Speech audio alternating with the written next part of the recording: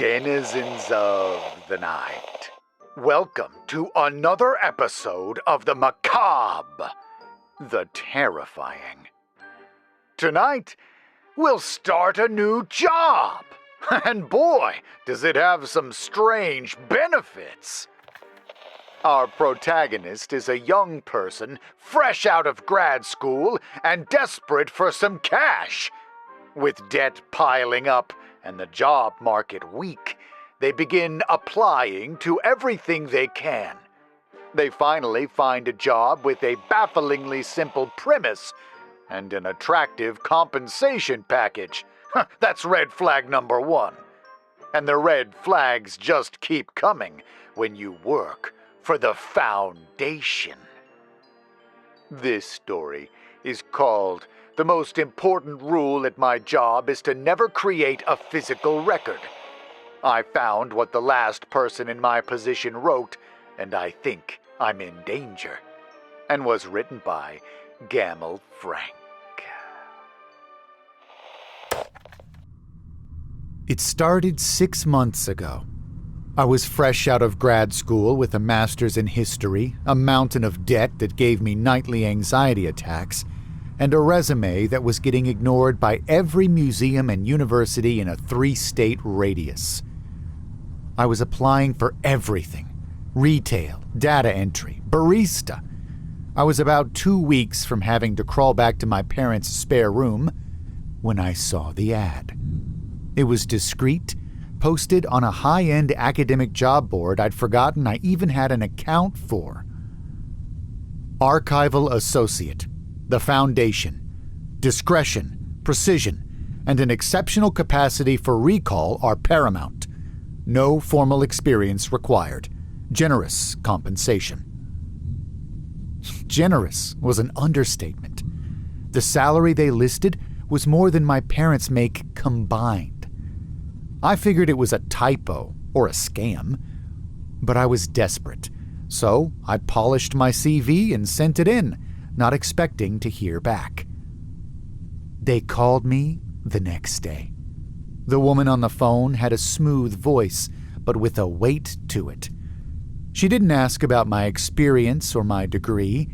She asked me a series of bizarre questions. When you were 10, what was the pattern on the wallpaper in your grandmother's kitchen? Describe the cover of the third book you see when you picture your childhood bookshelf.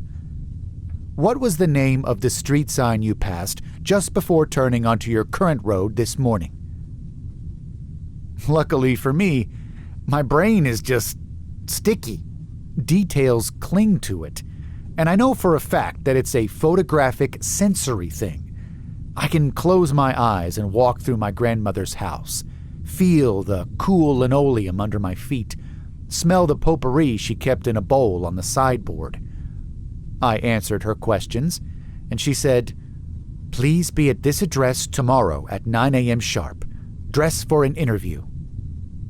The address was a downtown monolith, a skyscraper with no name on the facade, just an elaborate, interlocking symbol above the heavy bronze doors that looked like a stylized knot. The lobby was a cavern of marble and silence. The air was cool and still, like a cathedral. A man in a simple, perfectly tailored gray suit met me and led me to an elevator, then up to a floor that had no button. He used a key. The interview was with a man I now know only as the supervisor. He was ageless, with pale eyes that seemed to look right through me. He explained the job. It was simple, he said, deceptively so. Each day, I would be given a single photograph. My task was to study that photograph from 9 a.m. to 5 p.m. I was to absorb it, to commit every single detail to memory. The play of light, the grain of the image, the expressions on the faces, the stitching on a coat, the cracks in a sidewalk, the reflection in a window. "You will become the living record," he said, his voice a low hum. "You will not write anything down. You will not make any copies. You will not discuss your work with anyone. At 5 o'clock, I will collect the photograph, and you will watch me incinerate it. The Foundation's motto is Quaedam optime memorandum. Some things are best remembered. It was the strangest job I'd ever heard of.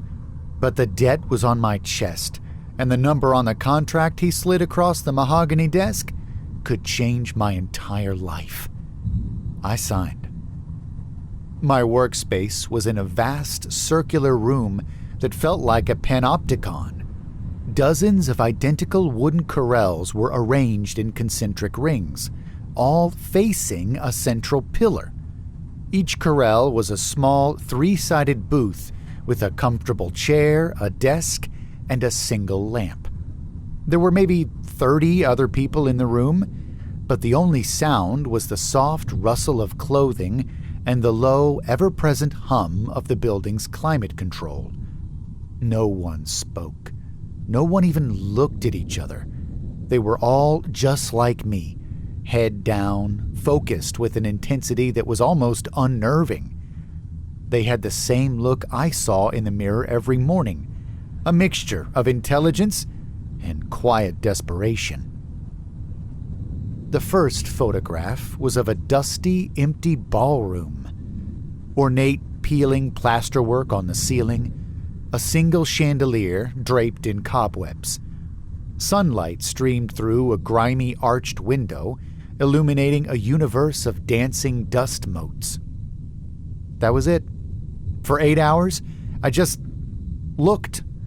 I memorized the way the shadows fell, the specific pattern of the water stains on the far wall, the number of crystal pendants missing from the chandelier, 17.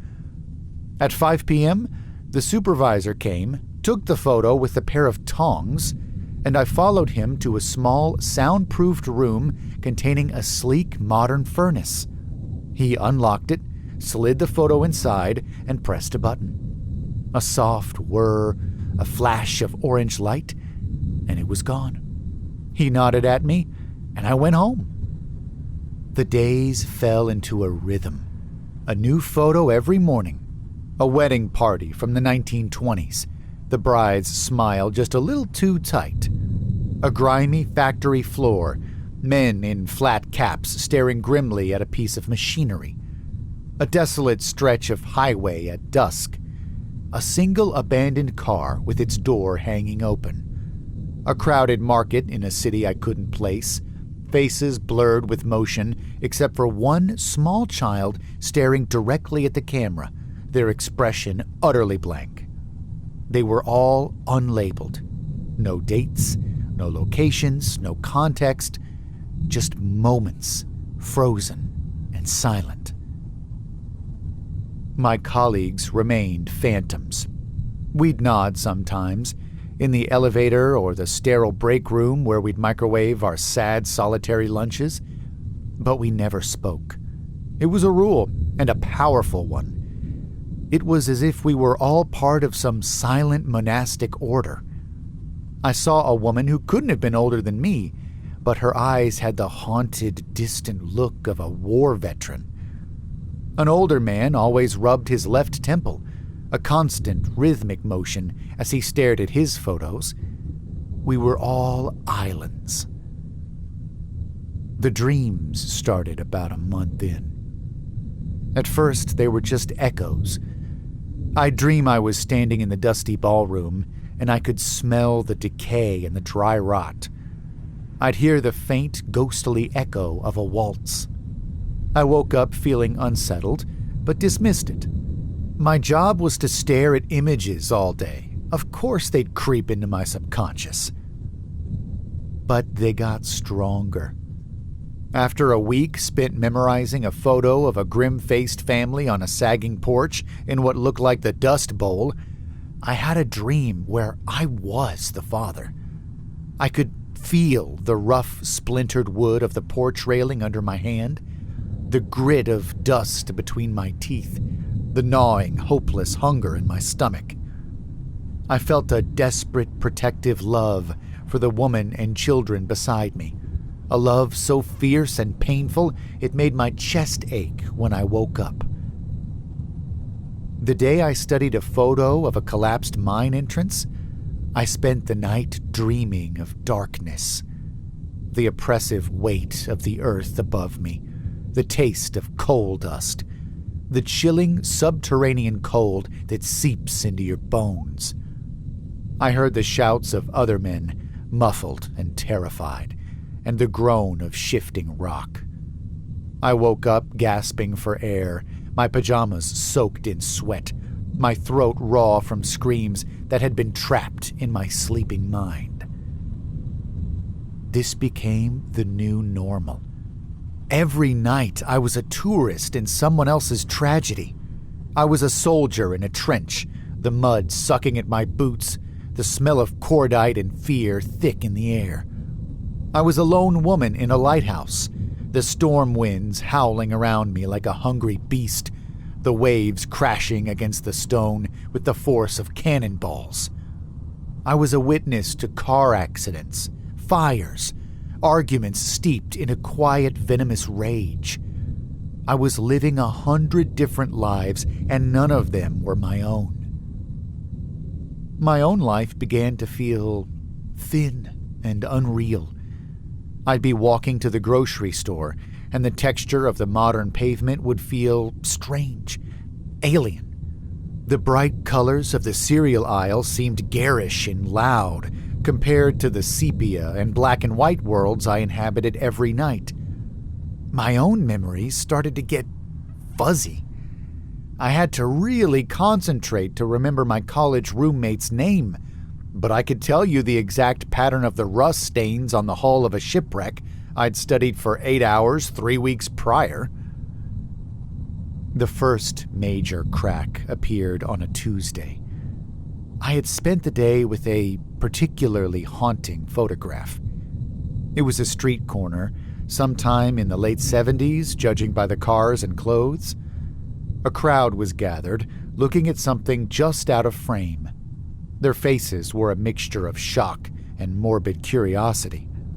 But my focus, for 8 hours, had been on one man at the edge of the crowd.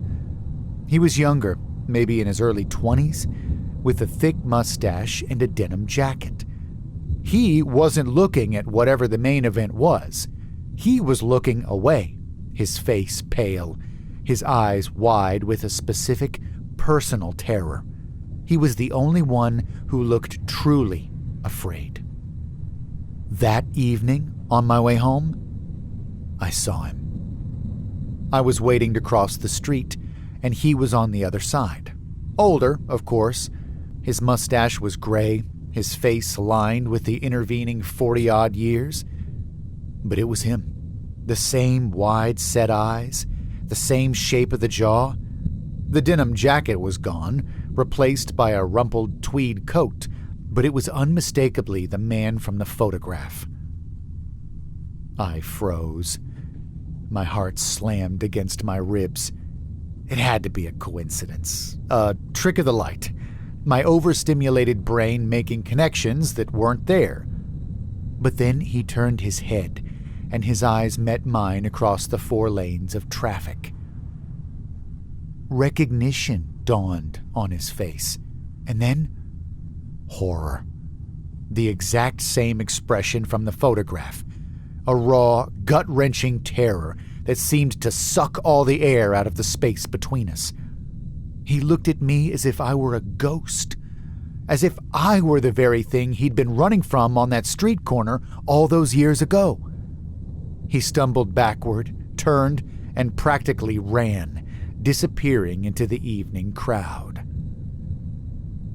I stood there for a long time, the traffic lights cycling from red to green to red again, the world moving on around me while my own had just ground to a sickening halt. That was when the paranoia began in earnest. The silence of the archive, once peaceful, now felt predatory. The hyper-focus of my colleagues no longer seemed like professional dedication. It seemed like a desperate attempt to keep something at bay. I started watching them more closely. The man who rubbed his temple, his hand would sometimes twitch, his fingers splaying as if trying to ward something off. The young woman's haunted eyes would occasionally flick towards an empty space in her corral, her breath catching for a second before she forced her gaze back to the photo. I had to know what was going on. I broke the cardinal rule. I waited for the temple-rubbing man in the break room. He was nuking a container of what looked like plain rice. I walked up to him, my heart thudding. "Excuse me," I said, my voice sounding rusty and loud in the quiet room. He flinched. He didn't just turn, he physically recoiled, his back hitting the counter. He looked at me with wide, panicked eyes, shaking his head frantically. He grabbed his rice, the microwave beeping insistently, and almost ran from the room, never once making eye contact. He didn't say a single word. The message was clear. We don't talk. We can't talk. Maybe we're not allowed to talk, or maybe we're just too afraid of what might happen if we do. Then, people started to disappear. One Monday, the corral to my left was empty. The man who sat there, a quiet fellow with thinning hair, was just gone. No one mentioned it. His desk was cleared out as if he'd never existed. 2 weeks later, the woman with the haunted eyes was gone too. Her corral also wiped clean. There was no internal memo, no farewell card, just a silent, growing void in our ranks. Were they fired? Did they quit? Or was it something else? I was spiraling. My apartment no longer felt like my own. I'd catch a flicker of movement in my peripheral vision and turn to see a shadow that looked like a soldier in a trench coat. The scent of ozone and rain would fill my living room on a clear night, a phantom echo from a photo of a lightning-struck tree. The breakthrough, if you can call it that, came last week. I sat down at my desk, and my hand brushed against something taped to the underside. It was a small, folded piece of paper. My blood ran cold. It felt deliberate, clandestine. I waited until my hands stopped shaking, then slipped it into my pocket. I spent the day in a fugue state, staring at a photo of a single withered black rose lying on a cobblestone street, my mind entirely on the note in my pocket. That night, in the privacy of my apartment, I unfolded it. It wasn't a note, not in the traditional sense. It was just a string of alphanumeric characters. A7B3-C9D1-E4F8. I had no idea what it meant. A code? A web address? Then I remembered. Every archivist had a small personal safe in the locker room for valuables. We set our own combinations. But this didn't look like a combination. It looked like a serial number or a key. The next day, I watched the woman with the haunted eyes corral. It was still empty. I took a chance. After everyone had left, my heart pounding so hard I could hear it in my ears, I went to the locker room. I found her locker. Next to the combination dial was a small, almost invisible keyhole. It was an override. This had to be it. I looked for a key, but then it clicked. The sequence was a password for the digital lock on her safe. I typed in the sequence. There was a soft beep and a heavy click. The safe was full with paper. Scraps, notebooks, loose-leaf sheets filled with a frantic, spidery handwriting. It was forbidden knowledge. The one thing we were never, ever supposed to do. She had been writing it all down. I took it all, stuffed it in my bag, and ran. I've spent the last 3 days poring over her notes. It's not a single coherent narrative. It's the fragmented, desperate research of a brilliant, terrified mind.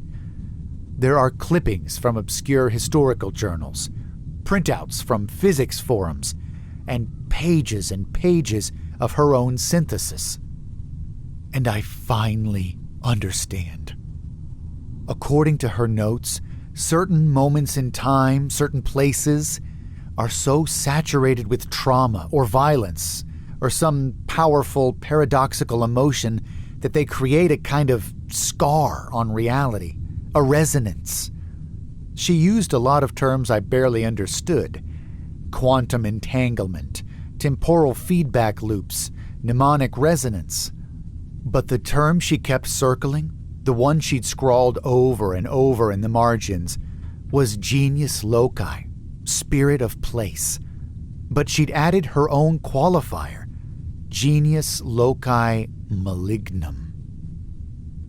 These aren't just memories of bad events. They are the events themselves, still echoing. They are moments that have become sentient, predatory. A murder that was so brutal it imprinted itself on the room, and now the room itself lashes out at anyone who enters. A paradox, like a man who appears in a photograph of his own grandfather's unit years before he was born, creating a loop that attracts things, unwanted attention from outside. These are glitches in the fabric of the universe, hauntings of a moment, of a place, of an idea. The Foundation's job is to find these glitches. They capture them. And the way they capture a rogue moment, a sentient memory, is to take a photograph.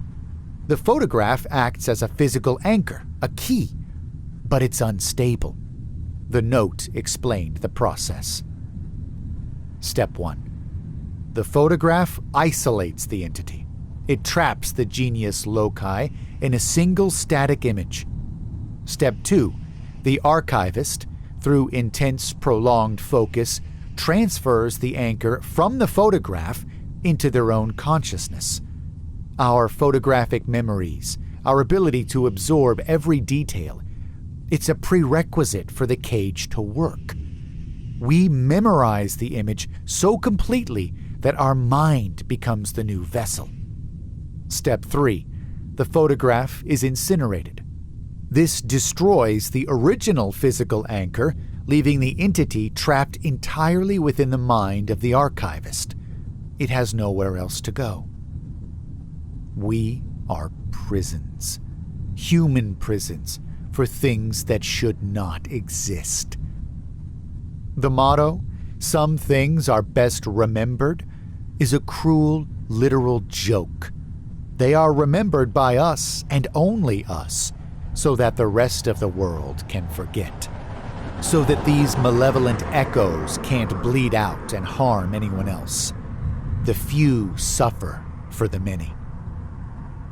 The woman's journal entries chronicled her decline. October 12th. Archived the boardwalk collapse.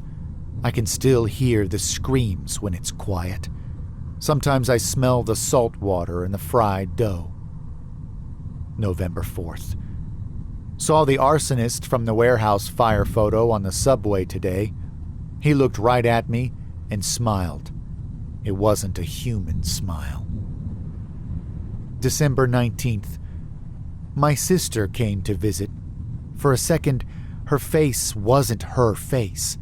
It was the face of the porcelain doll from that abandoned nursery photo. I screamed. She thinks I'm having a breakdown. January 8th. I have archived 112 anomalies. There isn't much room left for me in here. I can't remember what I had for breakfast, but I know the exact number of buttons on the coat of a man who vanished from a ship in 1924. Her last entry was short. "They're getting out. They're leaking. The cage is full." I've archived almost 200 of them now. 200 of these things. And the cage is full. My cage is full. My reality is fraying at the seams. Last night, I was making tea, and for a full minute, my kitchen wasn't my kitchen. It was a cold, tiled morgue from a photo I'd studied months ago. The man from the 70s street corner? I see him everywhere now. In crowds, his face always twisted in that same silent scream, always looking right at me. The walls of my apartment sometimes ripple and show me the peeling wallpaper of a Victorian seance room. The static on the radio whispers words in a language I don't know, but understand with a cold dread. I think now that I am a walking, talking containment unit that has breached, and the entities I hold are starting to leak into the world around me. The other day, my landlord knocked on my door to ask about a water leak, and he flinched when he saw me. He said, "Sorry, for a second there, you looked like someone else. A lot of someone else's." He left without another word, his face pale. I found myself in my bathroom 2 nights ago, holding a bottle of pills. It felt like the most logical, rational thought I'd had in months. If I end it, they end with me. The memories, the things wearing the skins of memories, they all get erased. It would be a release for me and for the world. But as I was about to do it, the supervisor's voice echoed in my head. "You will become the living record." And I realized, with a sudden, freezing certainty, that this is what they want. This is the end of the job cycle. It's the Foundation's retirement plan. They hire us, they fill us up with these horrors until we break, and then we retire ourselves. It's clean, efficient, and it completes the final incineration. So, now I'm trapped. I can't go on like this. I'm losing myself. My own memories feel like old, faded photographs compared to the vivid, high-definition nightmares I'm forced to carry. But I can't kill myself because that's playing their game. That's letting them win. That's doing their dirty work for them. Is there another way? Can you fight a memory? Can you exorcise an event? I'm sitting in my apartment right now. The lights are flickering. In the reflection of the dark screen, my face is a flickering montage of 100 others. A soldier, a bride, a factory worker, a terrified man on a street corner. The hum of the building sounds like a waltz, then like the roar of a fire, then like the howl of a storm at sea. They are all in here, and they want to get out. What do I do?